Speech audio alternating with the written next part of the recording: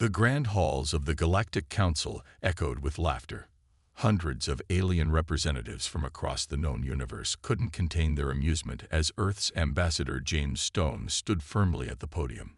His weathered face remained neutral, even as jeers and mockery rained down from all directions.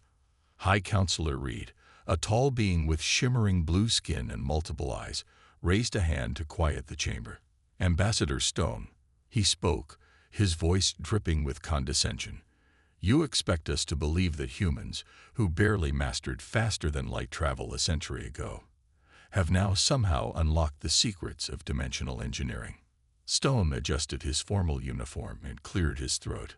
"We don't expect you to believe anything, High Counselor. We are merely informing the Council of our technological advancement, as required by galactic law." Another wave of laughter swept through the chamber. A representative from the Silicon Collective, a race of crystalline beings, chimed in. Perhaps they discovered it in one of their primitive entertainment simulations. This brought even more roaring laughter from the assembly. Meanwhile, billions of kilometers away, deep beneath the icy surface of Europa, Jupiter's moon, a very different scene was unfolding. In a massive underground facility known as Project Infinity, hundreds of Earth's brightest minds worked tirelessly. The facility hummed with energy as quantum computers processed calculations beyond ordinary comprehension. Dr. Anna West stood before a holographic display, her eyes focused on the complex equations floating in the air. "Run the simulation again," she ordered, her voice firm but tired.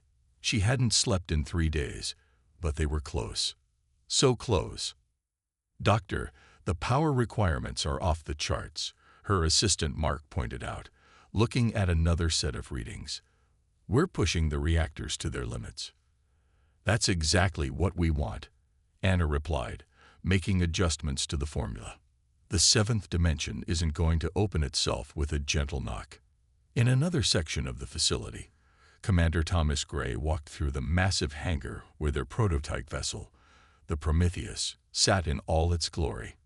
Unlike traditional spaceships, the Prometheus looked almost organic, its hull designed to bend reality itself. Its surface shifted and rippled, seeming to exist in multiple states at once. The commander ran his hand along the ship's hull, feeling the strange sensation of touching something that was simultaneously there and not there. "How much longer?" he asked the chief engineer who was following him. "Final calibrations are underway, sir. Dr. West believes we'll be ready for the first full-scale test within 48 hours." Back at the Galactic Council, Ambassador Stone endured the final rounds of mockery with dignity. High Counselor Reed was making his closing statement, his words chosen to humiliate Earth further.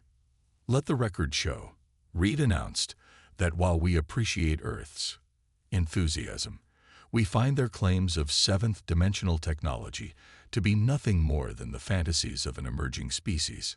Perhaps in a few thousand years, they might grasp the basics of fifth-dimensional physics." Stone gathered his documents and prepared to leave the chamber. As he reached the door, he turned back one final time. "High Counselor, distinguished representatives," he spoke clearly, his voice carrying across the now quiet chamber. "Humanity has always been underestimated. We've been laughed at for our dreams of flight, our hopes of reaching the stars, our ambitions of joining the galactic community.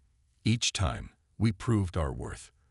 Remember this day, for it will be referenced in history books as the last time anyone laughed at humanity's capabilities."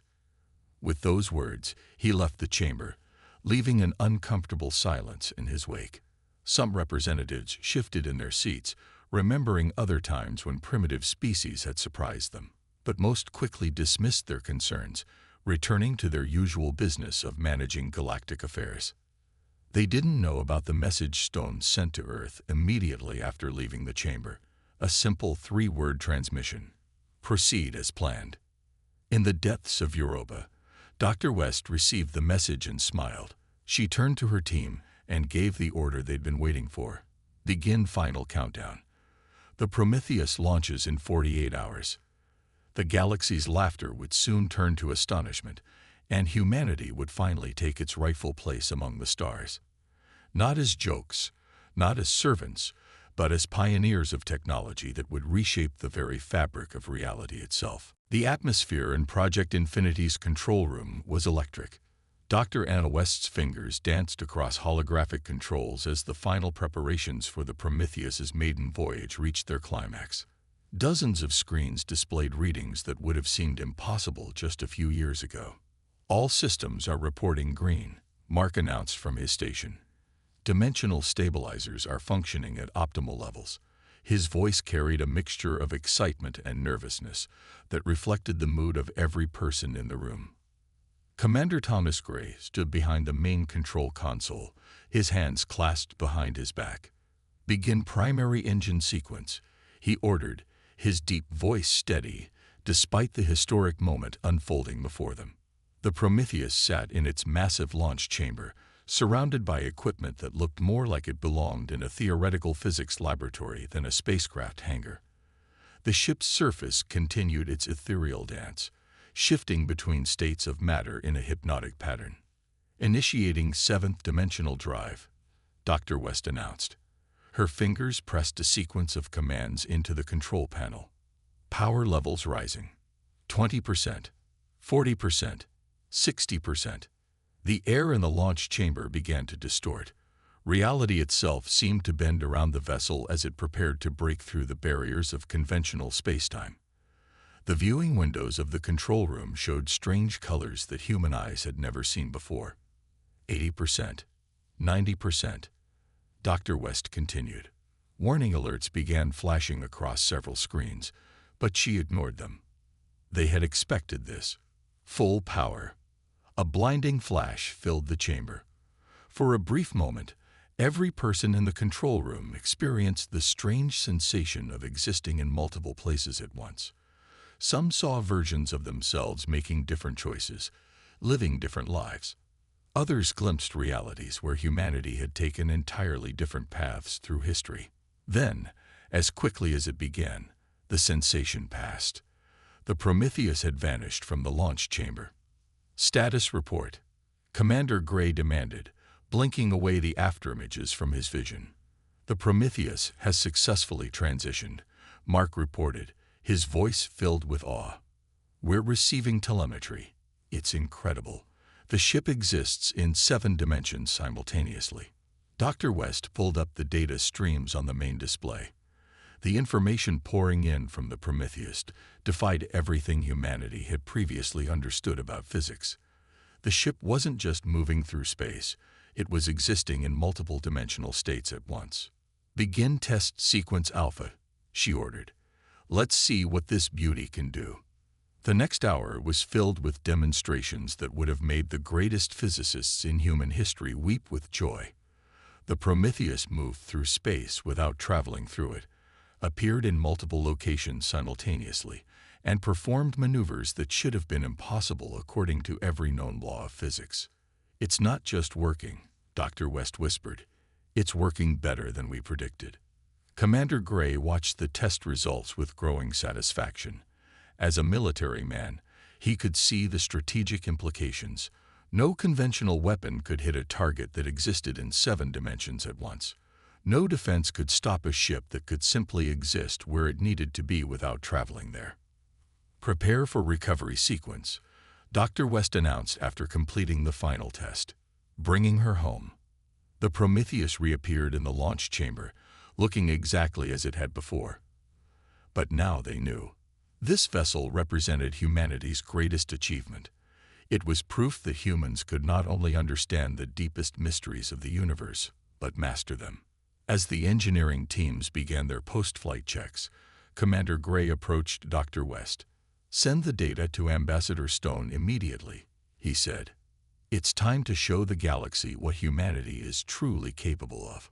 Dr. West nodded, already composing the message in her mind, but before she could reach her terminal, alarms began blaring throughout the facility.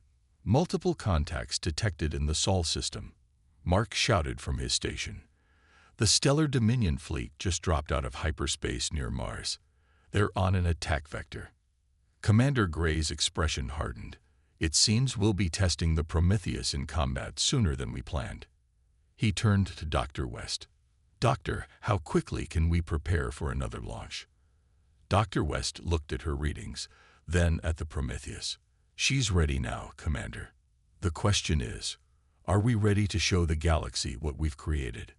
The answer would come sooner than any of them had expected, and it would change the course of human history forever. The Stellar Dominion's attack came without warning or declaration of war. Their massive fleet, consisting of over 300 warships, moved through the Sol system with deadly purpose. Mars Defense Station was the first to fall, its advanced shields crumpling under the overwhelming firepower of the alien vessels. Earth Defense Command reports multiple breaches in our outer defense line, Mark announced in Project Infinity's control room.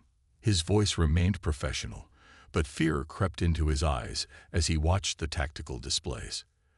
They're using technology we've never seen before. Commander Gray studied the holographic battle map, watching as humanity's best ships fell one by one to the invaders. Traditional Earth vessels, despite their advanced weapons and shields, might as well have been firing pebbles at a mountain. What's their target? Dr. West asked, her fingers flying across control panels as she prepared the Prometheus for emergency launch. Everything, Gray replied grimly. They're methodically destroying our military installations, colonies, and infrastructure. This isn't a raid, it's an invasion.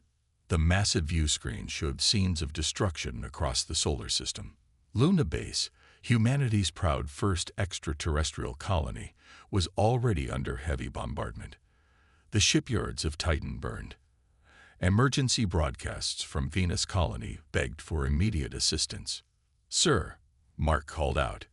Incoming transmission from Earth Defense Command. They're ordering all experimental weapons and projects to activate. We have authorization to deploy the Prometheus. Commander Gray turned to Dr. West.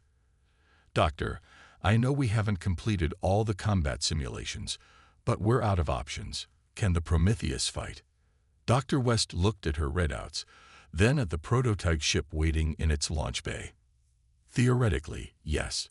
The seventh dimensional drive gives us capabilities they can't possibly defend against. But Commander, she hesitated, we've never tested it in actual combat conditions. We don't have a choice, Gray stated firmly. I'll take her out myself. Not alone, Dr. West interjected. You need someone who understands the dimensional drive systems. I'm going with you. Gray started to protest, but another explosion on the tactical display changed his mind. Fine. Mark, you too. We need a full crew for this. The next 10 minutes were a blur of activity as the three of them boarded the Prometheus. Other crew members wanted to join, but there was no time for proper training. The ship's systems were too experimental, too dangerous for untrained personnel. Prometheus launching in 3, 2, 1. Dr. West's voice was steady as she initiated the dimensional drive. The familiar sensation of reality bending around them filled the bridge as the ship phased into its higher dimensional state. They emerged near Jupiter, right in the path of a Stellar Dominion attack group heading toward Europa. The alien ships were massive, their hull designs speaking of centuries of advanced engineering and military might. They're scanning us, Mark reported from his station. Their weapons are charging. Wait, something's wrong. Their targeting systems can't lock onto us. Dr. West allowed herself a small smile. Of course they can't. We exist in 7 dimensions at once. Their sensors are designed for 3-dimensional space. Commander Gray took the helm. Let's show them what humanity can do. Weapons online. The Prometheus moved like nothing the galaxy had ever seen. It appeared to be in multiple places simultaneously, each version of the ship as real as the others. When it fired its weapons, the energy beams struck from impossible angles, bypassing the strongest shields as if they didn't exist. The first alien ship exploded in a spectacular burst of light. The second tried to retreat but found the Prometheus, somehow ahead of it, behind it, and beside it all at once. The third never even had time to send a distress signal. Message from Earth Defense Command, Mark shouted excitedly. They're tracking our success. They're ordering us to proceed to Venus Colony. The main Stellar Dominion fleet is about to begin their ground invasion there. Commander Gray set the course, while Dr. West monitored the dimensional drive's power levels. The Prometheus sliced through space-time, ready to defend humanity's holdings. "Send a message to the Stellar Dominion fleet," Gray ordered. "Tell them exactly who we are and what we're capable of. Let them know that humanity is not as defenseless as they thought." The battle for Venus Colony would become legendary, but it was only the beginning. The galaxy was about to learn a harsh lesson about underestimating humanity's potential. The battle over Venus Colony would be remembered for generations to come. The Prometheus materialized in the midst of the Stellar Dominion's invasion fleet, its presence immediately disrupting their carefully planned attack formation. "Status of Venus Colony," Commander Gray demanded, his hand steady on the controls as he maneuvered the ship through multiple dimensions simultaneously. "Colonial defenses at 12%, Mark reported. "Ground forces are engaged with enemy landing parties. They won't hold out much longer without our help." Dr. West's fingers danced across her console, making minute adjustments to the dimensional drive. "The drive is performing beyond expectations, Commander. We can maintain this state indefinitely." Above Venus's cloud-covered surface, the massive flagship of the Stellar Dominion hung like an artificial moon. Nearly 20 kilometers long, it dwarfed every other ship in the invasion fleet. Its hull bristled with weapons that could crack planets. "They're trying to target us," Mark announced, almost laughing. "Their targeting systems are going haywire. Every time they think they have a lock, we're somewhere else in dimensional space." Commander Gray allowed himself a small smile. "Let's show them what we can really do. Doctor, initiate attack pattern Delta." The Prometheus seemed to split into 7 identical vessels, each one as real as the others. The Stellar Dominion fleet responded with a barrage of energy weapons that passed harmlessly through the space where they thought the ship was. "Their weapons can't affect us," Dr. West explained, watching her readouts. "We're phasing through different dimensional states, faster than their targeting computers can process." The Prometheus struck back.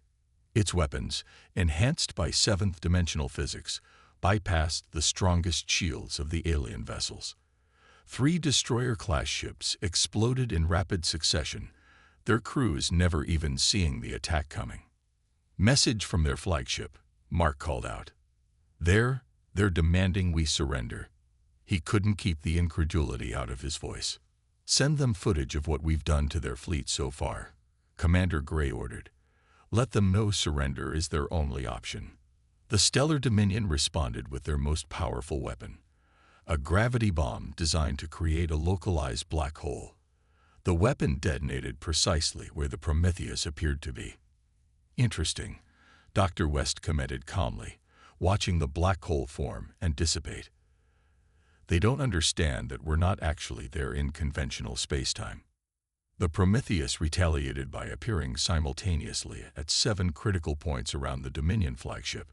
Energy beams struck from impossible angles, bypassing the massive vessel's legendary defenses as if they weren't there. "Their shields are failing," Mark reported. "Hull breaches on multiple decks. They're abandoning ship." The sight of the mighty flagship being evacuated sent shockwaves through the remaining invasion fleet. Ships began breaking formation, attempting to retreat from an enemy they couldn't fight or even properly detect. "Venus Colony is reporting the enemy ground forces are withdrawing," Mark announced triumphantly. "They're calling it a miracle." Commander Gray kept his focus on the battle. "Doctor, can we prevent their retreat? We can't let them report back about our capabilities just yet." "Already on it," Dr. West replied. The Prometheus phased into a higher dimensional state, appearing to be everywhere at once around the retreating fleet. "They're trapped in a 7th-dimensional barrier. Their faster-than-light drives won't work here." What followed wasn't so much a battle as a demonstration. Ship after ship surrendered as they realized the futility of fighting an enemy that seemed to bend reality itself. The mighty Stellar Dominion, which had never known defeat in its 1,000-year history, was being humbled by a single Earth vessel. All enemy ships have either surrendered or been neutralized, Mark reported finally. Venus colony is secure. Commander Gray allowed himself to relax slightly. Send word to Earth Defense Command. The Stellar Dominion's invasion has been stopped. Sir, Mark added, checking his communications panel, we're receiving transmissions from across the galaxy. The news is spreading fast. Everyone wants to know what happened here. Dr. West looked up from her station, her eyes bright with the implications. They're not laughing anymore, are they? The Prometheus hung in space above Venus, its very existence a testament to humanity's achievement. In a single battle, the balance of power in the galaxy had shifted dramatically. Humanity had arrived on the galactic stage, not as victims or underdogs, but as a force that could no longer be ignored or dismissed. The Grand Chamber of the Galactic Council had never been so quiet. The same representatives who had laughed at humanity's claims just days ago now sat in stunned silence as they watched the battle footage from Venus colony. The Prometheus's impossible maneuvers and complete dominance over the Stellar Dominion's fleet played out on the massive holographic displays. High Counselor Reed's multiple eyes blinked rapidly as he processed what he was seeing. Impossible, he whispered, but the evidence was undeniable. Ambassador Stone stood at the podium again, but this time there were no jeers, no mockery. As you can see, he said calmly, humanity's claims about seventh-dimensional technology were not exaggerated.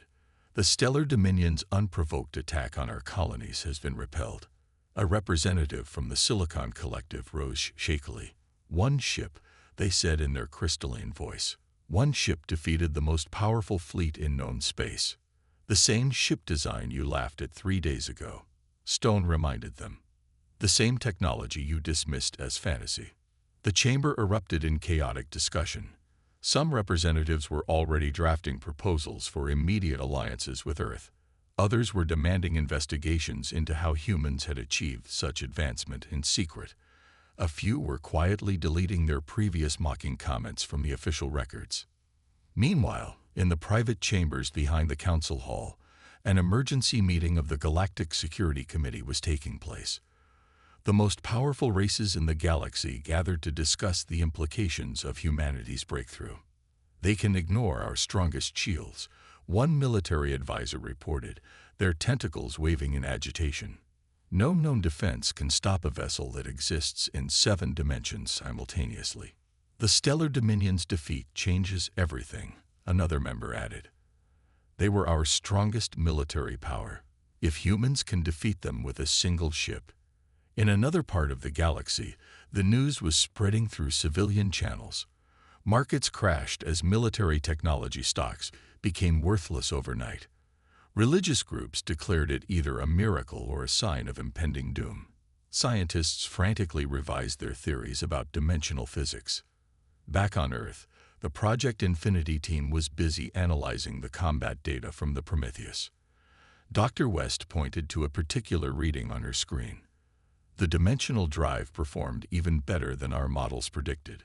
We could theoretically build larger vessels with even more capabilities. Commander Gray nodded, reviewing the reports of other nations desperately reaching out to Earth's government. Everyone wants this technology now. They're offering everything from trade deals to unconditional surrender. Sir, Mark interrupted, looking up from his communications panel. The Galactic Council has just issued an unprecedented statement. They're acknowledging humanity as a primary power effective immediately. We've been granted a permanent seat on the Security Committee. The news triggered celebrations across Earth and its colonies. Humanity had jumped from being seen as barely civilized to becoming one of the most influential species in the galaxy overnight. Ambassador Stone's communication appeared on the main screen of Project Infinity. Well done, everyone.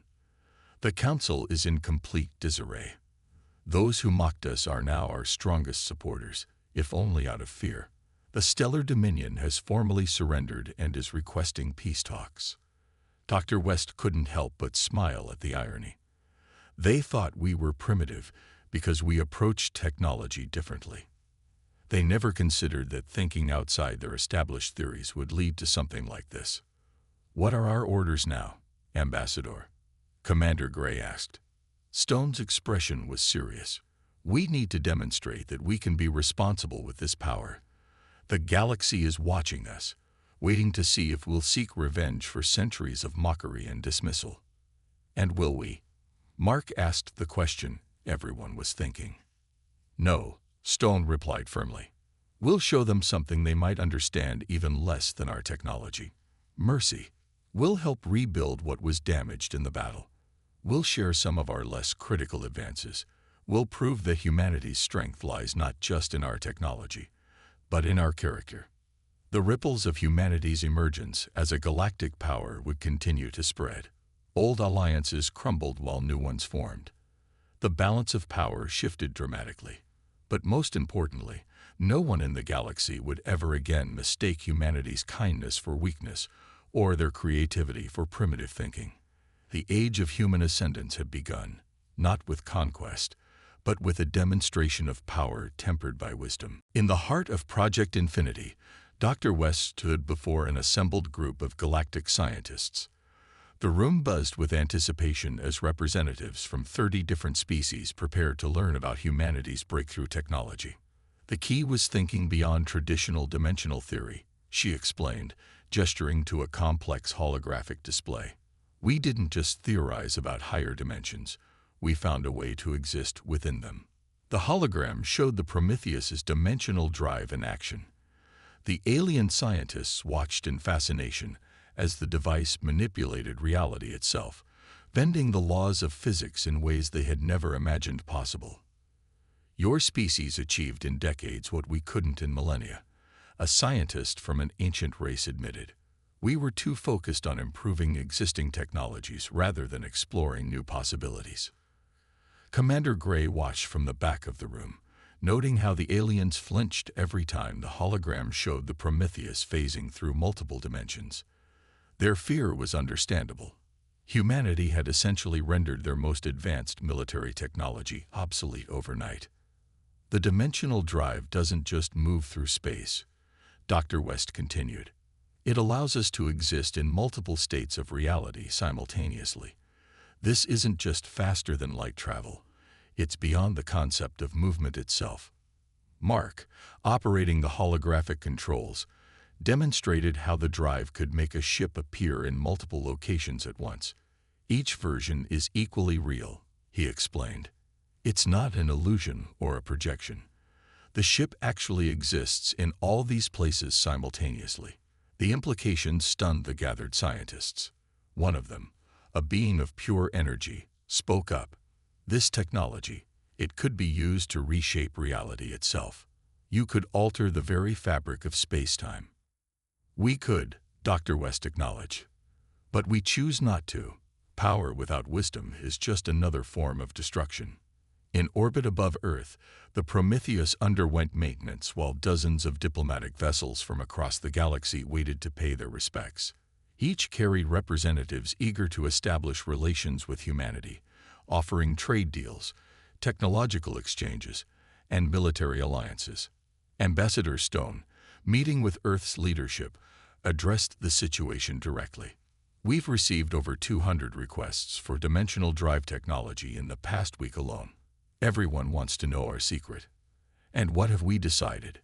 asked the Earth Council leader. "We'll share some aspects of the technology," Stone replied. "Enough to show our goodwill, but not enough to allow its weaponization. Humanity may have unlocked this power, but we have a responsibility to ensure it's used wisely." Back in Project Infinity, Dr. West was concluding her presentation. "The seventh dimension isn't just another layer of reality," she explained. "It's a fundamental aspect of existence that we've learned to access. With it, we can observe all possible outcomes, exist in multiple states, and affect reality in ways previously thought impossible." The alien scientists were taking frantic notes, their various appendages trembling with excitement or fear, sometimes both. They had come expecting to learn about a new form of propulsion. Instead, they were discovering that humanity had unlocked the ability to manipulate reality itself. Commander Gray stepped forward as the presentation ended. "Remember," he said firmly, This knowledge comes with responsibility. We're sharing it because we believe in cooperation, not domination. Humanity has no desire to rule the galaxy. We simply want to ensure peace and progress for all species. Later that evening, as the alien delegations departed, Dr. West stood with Mark and Commander Gray, watching the ships leave Earth's orbit. They understand now, Mark observed, not just the technology, but why we succeeded where they failed. We never accepted limitations. Dr. West nodded. We didn't just break the rules of physics. We rewrote them. And now we have to show them how to use this power responsibly. Commander Gray finished. That's going to be the real challenge. The Prometheus gleamed in Earth's orbit, its hull still shifting through multiple dimensional states. It was more than just a ship now. It was a symbol of humanity's potential, a reminder that the impossible was simply something that hadn't been done yet. The galaxy was changing, adapting to the new reality where humanity's primitive thinking had unlocked the greatest technological advancement in known history. The age of dimensional engineering had begun, and humanity would lead the way not through force, but through understanding. 3 months after the Venus colony incident, Earth's orbital space had transformed. The newly established Dimensional Defense Initiative headquarters floated in high orbit, its structure spanning multiple dimensions simultaneously. Ships from across the galaxy came and went, each cleared through rigorous security protocols. Commander Gray stood at the main observation deck, watching as the first graduates of the Interspecies Dimensional Academy completed their training exercises. The Prometheus, now joined by 3 sister ships, led the formation. Training results exceed expectations, Dr. West reported, joining him at the window. Even species we thought might struggle with dimensional concepts are adapting well. The Silicon Collective's representatives are particularly promising. And the Stellar Dominion?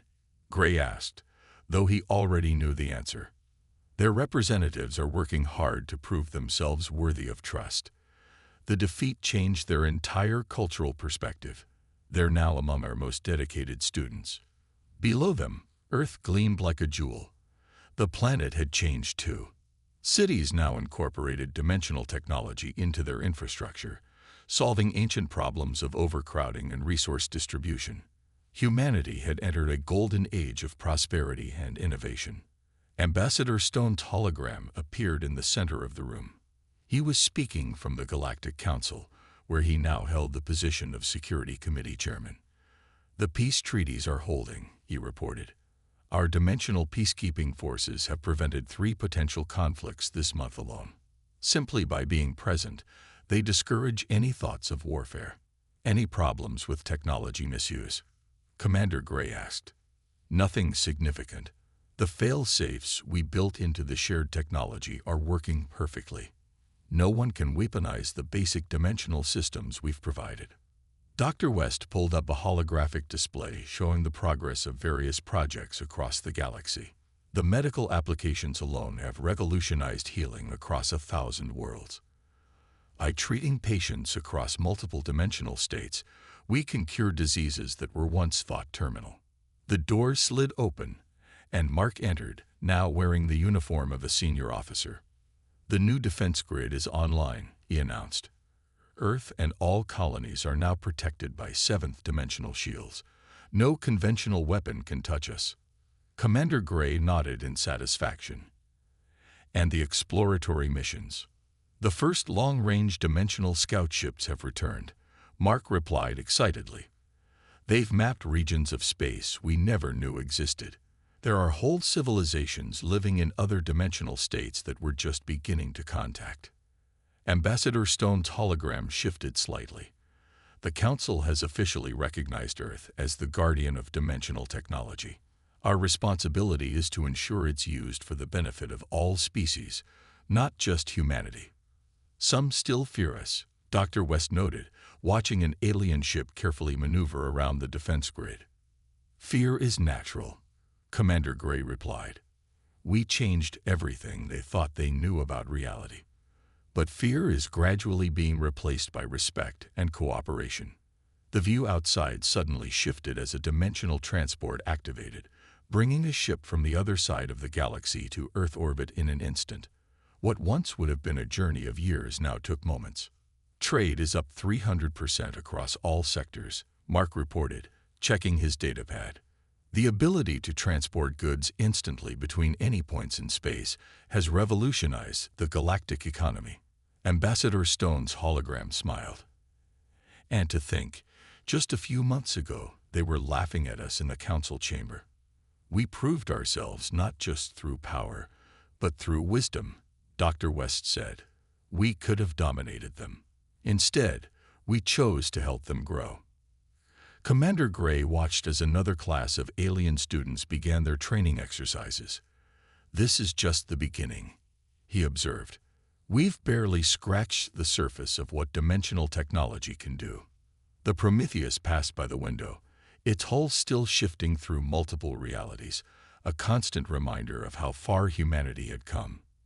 In its wake followed ships from a dozen worlds, their crews learning to navigate the higher dimensions under humanity's guidance. The galaxy laughed at us, Ambassador Stone said softly. Now they look to us for leadership, not because we conquered them, but because we showed them a better way. The sun rose over Earth's horizon, its light catching the dimensional shields that now protected humanity's homeworld. In that moment, it was clear to all that a new era had truly begun.